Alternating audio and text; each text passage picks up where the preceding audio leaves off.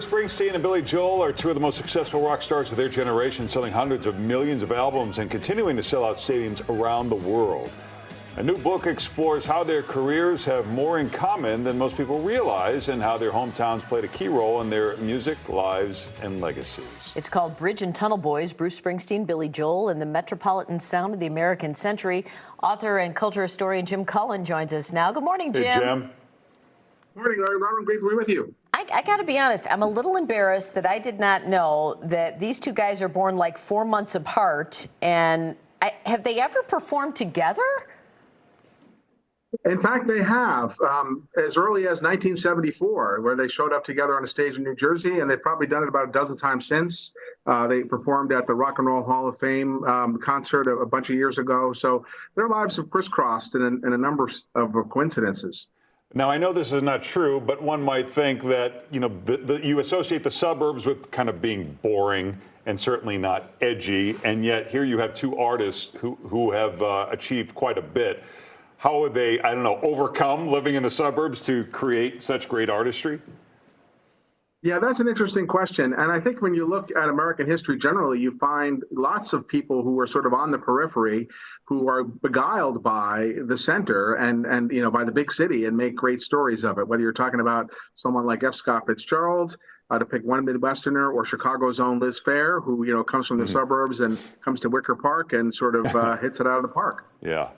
And talk about, what was the word you used here, that the families were on a downward trajectory? I mean, they might have been in the suburbs, but they both had like issues with relatives that were not doing well. Talk about that. Yeah, we think of the suburbs as a place of upward mobility, and there's a lot of good reasons for that. Yeah. And that certainly was true of both of these guys. But in both of their family histories, you actually have downward mobility. I mean, Joel's family, his grandfather was a very successful merchant in Germany before World War II, had to flee basically with the shirt off his back and sort of start over. Bruce Springsteen's grandfather was a successful lawyer, but went to jail for fraud. He bought his family a house just before he went into prison. So, these are guys who, have done very well for themselves and certainly, would not be described as impoverished, but didn't exactly weren't exactly born with silver spoons in their mouths either. What was it about the early 70s that allowed them to flourish? Well, it was an interesting time in the history of popular music. The record business had always been pretty profitable and certainly was very profitable in the early 1970s. And one of the consequences of that is that record companies were willing to take a chance on people. Both Billy Joel and Bruce Springsteen made a number of records that just stiffed. I mean, really did not do very well by the standards of their time.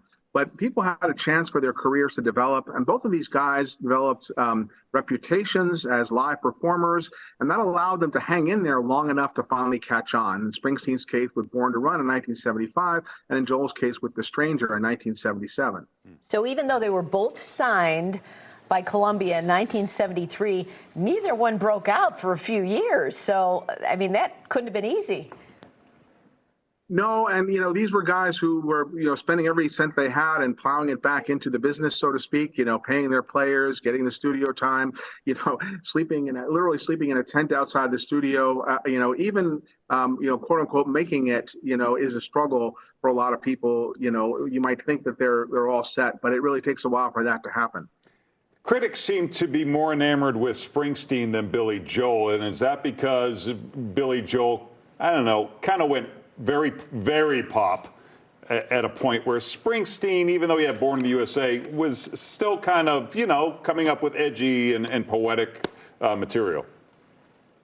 Yeah, I think that's true. I mean, Billy Joel broke through as a kind of pop singer, and Bruce Springsteen was sort of a rock star. I think that when you look at their histories, that way, it's true. I think it's also true that Springsteen was a little bit smarter than Billy Joel in terms of cultivating the press, in terms of having a manager who had been a rock critic. And so, I think he managed his career a little bit more successfully in that regard. Of course, Billy Joel has done all right for himself. Yeah, he's doing all right.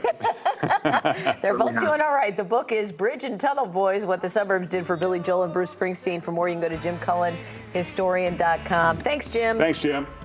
Thank you very much. Take care. Take care.